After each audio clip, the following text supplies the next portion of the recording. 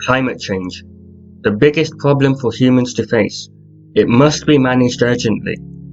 We know with overwhelming evidence that climate change is happening, and we are on track to have a 3.7 to 4.8 degrees Celsius temperature increase by the end of the century. While this doesn't sound like much, it will result in irreparable damage to coastlines and forests.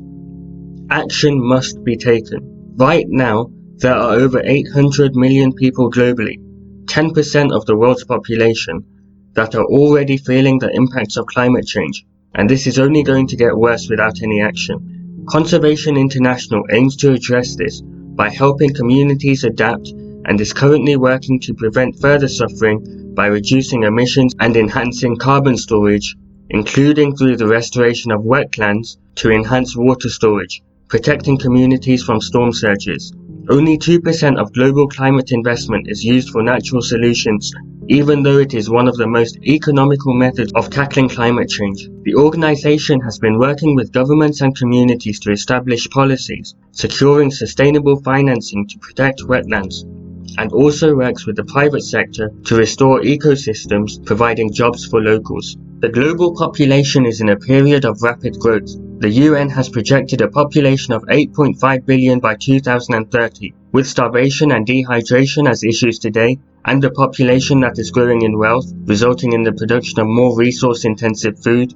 Another challenge is the global food supply, especially when only 2.5% of the world's water supply is fresh water, and only 0.3% of that is in liquid form on surfaces.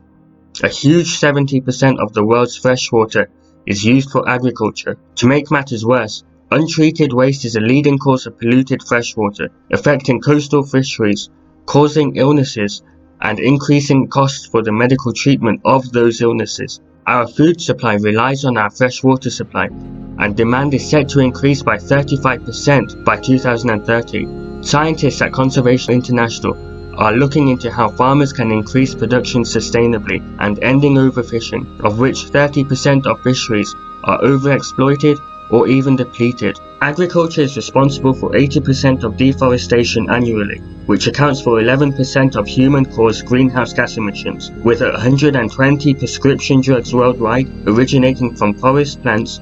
We rely on forests both for the planet and for our health. Again, by working with communities, CI aims to protect tropical forests, which are a huge help in mitigating the effects of climate change by 30%. The organization monitors forests internationally, helping to target their conservation efforts, in part by determining natural capital, which is not usually considered.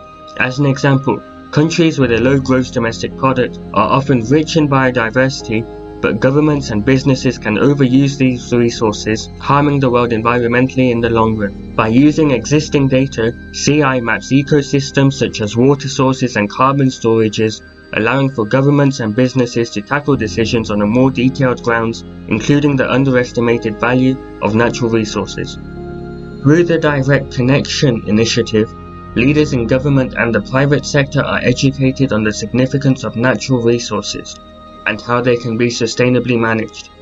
Your livelihood depends on nature, no matter your job. With the rapid increase in food demand, it is essential for existing farmland to be used more efficiently, as without management, not only will starvation be widespread, but natural resources that we all depend on will be at risk. Natural resources that are the source for millions of construction jobs. Jobs which provide buildings for you to sleep, live, work, and eat in. Over 1.2 billion people live with water scarcity, and this is made worse by the growing intensity and frequency of droughts and floods, destroying vulnerable ecosystems and harming communities, to the extent that by 2025, a huge 2/3 of the planet's population may face water shortages, which will almost certainly disrupt livelihoods and communities. Over the past 2 years, Cape Town has been preparing for day zero, when civilians would only have a daily ration of water. Many other supplies around the world are already dry, and by 2030, water demand may exceed supply by as much as 40%. CI works to restore freshwater ecosystems and supplies critical services to people affected by these damaged ecosystems. Life is made possible by 71% of the Earth's surface. Water. I've already touched upon how water is integral to food production, but it also acts as a natural climate regulator. However, the ocean is unsustainably losing its ability to absorb carbon as it is being acidified. Teams at CI are addressing the overlap between ecosystems and economics. Through the Seascapes Initiative, marine life and fishing livelihoods are being protected. The Pacific Oceanscape is a scheme produced by 23 territories in the Pacific to sustainably manage an area 4 times the size of the US. It is a very diverse ecosystem, harboring the most efficient carbon sinks over the globe: mangroves, seagrasses, and salt marsh habitats, beautiful marine life, including whales, dolphins, and turtles, and almost half of the world's tuna catch. CI has also worked in sub-Saharan Africa since 1990, protecting 570,000 square kilometers of land. 80% of the world's 20 countries most vulnerable to agricultural production loss due to climate change are located in Africa, but 80% of the population depend on agricultural livelihoods due to the economy growing at the expense of the natural capital. CI ensures that natural capital is protected and accounted for in developmental decisions, extracting resources, and generating energy sustainably and via economically viable methods. So, as you can see from the work I have described, Conservation International provides much needed cutting-edge science and data to governments to help wildlife communities and, most importantly, the future of our planet.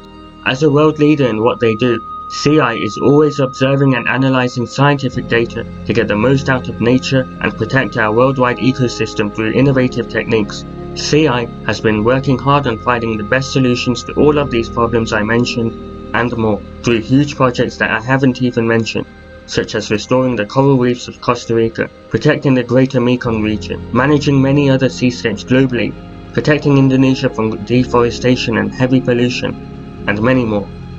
In China alone, the majority of drinking water is polluted. There is a rapidly increasing sea level, overfishing is rampant, and only 11% of cities meet standards for air quality. All of this for a population over 4 times that of the US. CI has been taking the necessary actions to protect our planet, working with over 1,000 partner organizations on thousands more projects globally, involving the protection of more than 6 million square kilometers of vital land and ocean. There is no avoiding the effects of climate change, and we must all face the consequences together. With your vote, money from this year's Project for Awesome will go to CI for protected areas and their work around Earth, directly benefiting communities with education, health services, agricultural support, jobs made possible by the organization's work with the private sector, and ultimately, a more successfully managed climate. Vote and help fund essential projects to prevent deforestation and aid in the production of carbon offsets via the Carbon Fund, which has reduced carbon emissions equivalent to removing 1 million cars from use for 1 year. Vote and help communities thrive, both biodiverse ecosystems and countries economically, combating both poverty and climate change. Please vote for Conservation International to make a change, and please donate to this year's Project for Awesome. More information is available at the website.